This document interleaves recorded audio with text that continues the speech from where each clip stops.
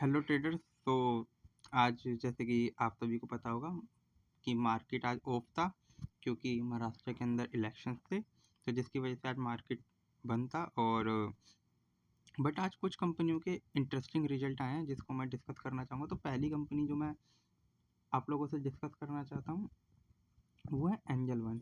जैसे कि आपको पता होगा कि अभी 5 पैसा के भी रिजल्ट थोड़े ठीक ठाक आए, तो इसी तरीके से इस कंपनी के भी जो क्वार्टरली रिजल्ट है वो काफ़ी अच्छे आए हैं। अगर आप देखेंगे तो 1335 करोड़ रुपए का इन्होंने रेवेन्यू अनाउंस किया है।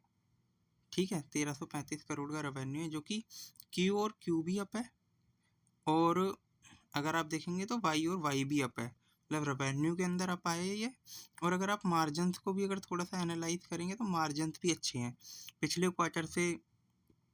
जैसे कि पिछले क्वार्टर के अंदर जो मार्जिन्स थे वो 35 थे, इस बार 40% है, और पिछले ईयर से भी 1% अप है। तो यहाँ पे मार्जिन्स भी अच्छे हुए हैं इनके। और अगर हम देखना चाहें कि नेट प्रॉफिटेबिलिटी पिछले क्वार्टर से तो भी बढ़ी है, but year on year decline है, क्योंकि पिछले ईयर में 281 करोड़ का नेट प्रॉफिट था, इस बार 269 करोड़ का, पिछले क्वार्टर के अंदर 212 करोड़ का। तो अगर ऑल ओवर देखें तो जस्ट जैसे 5 पैसा के रिजल्ट आए थे ना ओके कैटेगरी के अंदर, तो वैसे ही इनके रिजल्ट है। क्वार्टर ऑन क्वार्टर अच्छे हैं, ईयर ऑन ईयर वीक है, बट रेवेन्यू के अंदर अप है, मार्जिन अप है, बट नेट प्रॉफिटेबिलिटी इफेक्टेड है। तो अब चलते हैं इसके चार्ट पैटर्न पे। अगर मैं इसका चार्ट पैटर्न देखने के लिए जाऊँ तो जो इसका चार्ट पैटर्न देखने को मिल रहा है ना वो देखते हैं। अगर हम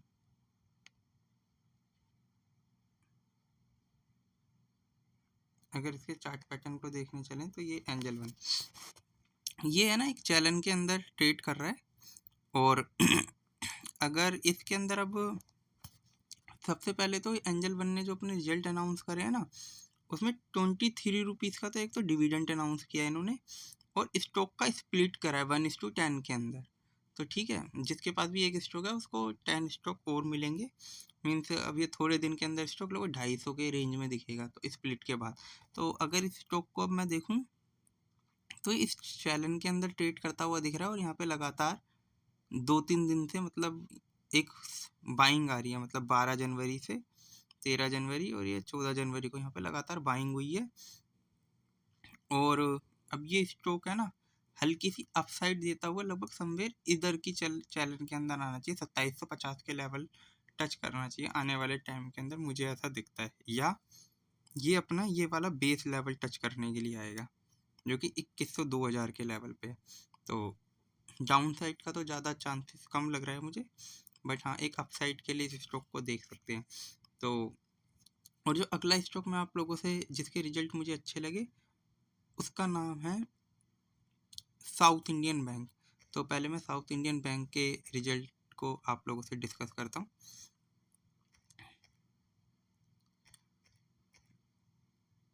अगर आप साउथ इंडियन बैंक के रिजल्ट को देखेंगे तो गाइस मतलब हाईएस्ट एवर रेवेन्यू अनाउंस किया है इन्होंने 2518 करोड़। पिछले क्वार्टर के अंदर 2407 करोड़ था, और जो पिछले ईयर से कंपेयर करेंगे तो वहाँ पे 2371 करोड़ का।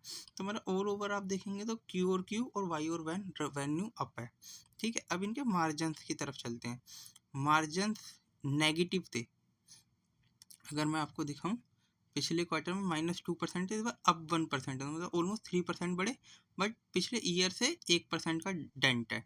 ठीक है, अब चलते हैं इनकी नेट प्रॉफिट पे। तो नेट प्रॉफिट भी देखेंगे तो अगर आप कंपेयर करें 374 करोड़ हाईएस्ट एवर आपको इन्होंने नेट प्रॉफिट अनाउंस करके दिए।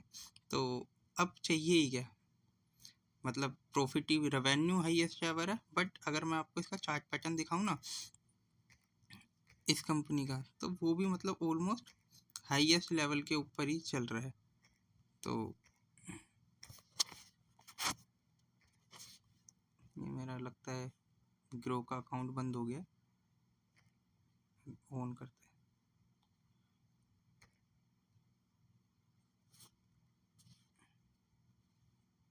साउथ इंडियन में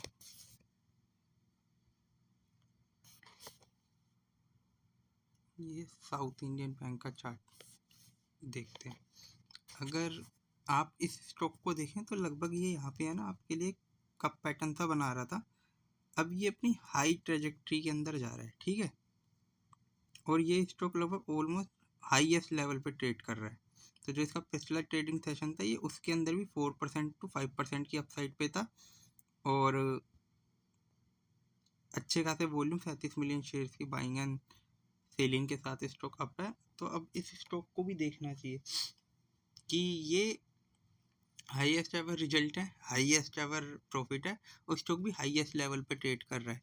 तो यहाँ से थोड़ी सी और अपसाइड आ सकती है, मतलब 48 तक जाने का चांस लगता है मुझे, वो इसके लेवल पे बता रहा हूँ मैं आपको। देखिए ये स्टॉक का एक कप पैटर्न बनना है यहाँ पे, ये देखिए। तो स्टॉक इसको ब्रेकआउट करके यहाँ पे रिट्रेस करा है हल्का सा, फिर उसके बाद तेजी। तो ये जो इसकी सॉरी जो भी इसकी अपसाइड हुई है ना यहाँ से, इस कैप के अंदर जो डेप्थ बनी है, तो उसके बेस पे अगर मैं कैलकुलेट करूँ तो यहाँ से ये जैसे 36 से लेके ये आपको 22 तक के लिए गया था, तो मतलब यहाँ से 14 पॉइंट और ऊपर जा सकता है, लगभग 48 रुपये या 50 रुपये तक। तो इस स्टॉक के अंदर इतना पोटेंशियल है। और अगर आप ऑल ओवर बैंकिंग सेक्टर के रिजल्ट देखेंगे ना, जैसे साउथ इंडियन बैंक के अच्छे रिजल्ट हैं जो कि आज मैं डिस्कस कर रहा हूँ, बैंक ऑफ महाराष्ट्र के भी रिजल्ट अच्छे थे और इंडियन ओवरसीज बैंक के भी रिजल्ट अच्छे थे। तो आप इन सभी स्टॉक्स को रडार पे भी रख सकते हैं और एक बार एनालिसिस जरूर करें। और जो अगला मैं आप लोगों से कंपनी के बारे में डिस्कस करना चाहता हूँ वो है ये HDFC लाइफ। इस कंपनी के भी जो रिजल्ट है ना वो काफ़ी ठीक ठाक से देखने को मिल रहे हैं, एक डिसेंट रिजल्ट दिए हैं HDFC लाइफ इंश्योरेंस ने। तो अगर मैं इस कंपनी के रिजल्ट देखूं तो इन्होंने जो रेवेन्यू है वो लगभग डिसेंट सी अनाउंस करी है, जबकि पिछले क्वार्टर से तो काफ़ी अच्छी है और ईयर ऑन ईयर भी रेवेन्यू इनका अच्छा आया है। मतलब क्यू और क्यू भी इनकी रेवेन्यू अप है।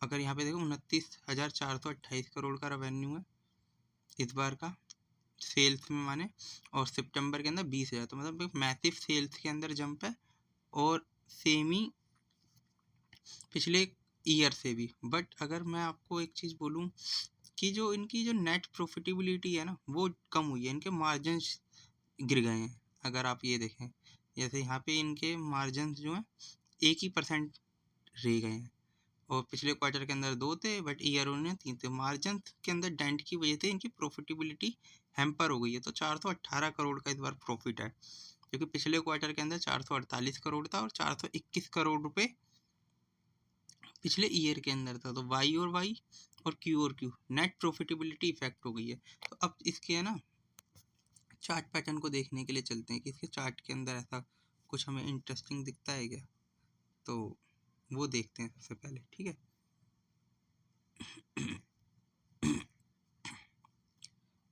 तो अब यहाँ पे इसका चार्ट पैटर्न देखते हैं। HDFC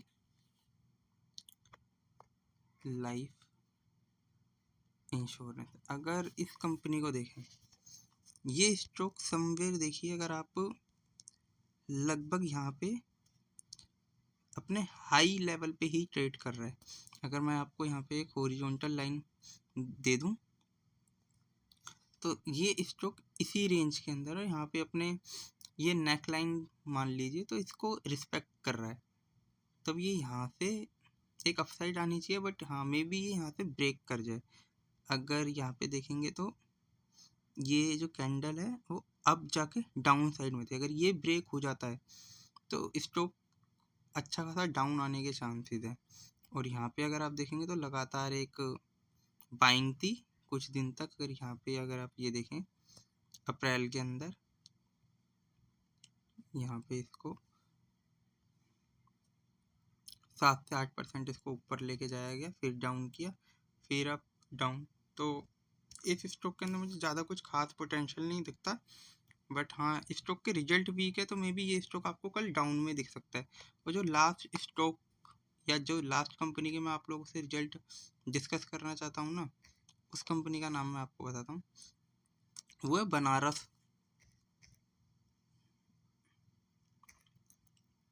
ये बनारस होटल करके एक कंपनी है। इसके क्वार्टरली रिजल्ट मेरे को थोड़े अच्छे लगे। अगर मैं आपको बताऊं, क्यू और क्यू 24 करोड़ की इनके पिछले क्वार्टर के अंदर सेल्स थी। इस बार 42 करोड़ है, मैसिव जंप। पिछले ईयर में 39 करोड़ की थी। तो जैसा कि आपको पता होगा, क्रिसमस के अंदर छुट्टियां होती है, तो वो रेवेन्यू इसके अंदर अकाउंट हुई है और न्यू ईयर की अगले क्वार्टर के अंदर हुएगी। तो मे बी ये छुट्टियों वाला सीजन रहता है और काफ़ी त्यौहार वगैरह होते हैं। लोग टूर एंड ट्रैवल्स में अब आजकल ज़्यादा खर्चा करते हैं, तो होटल्स की बुकिंग अच्छी रहती है।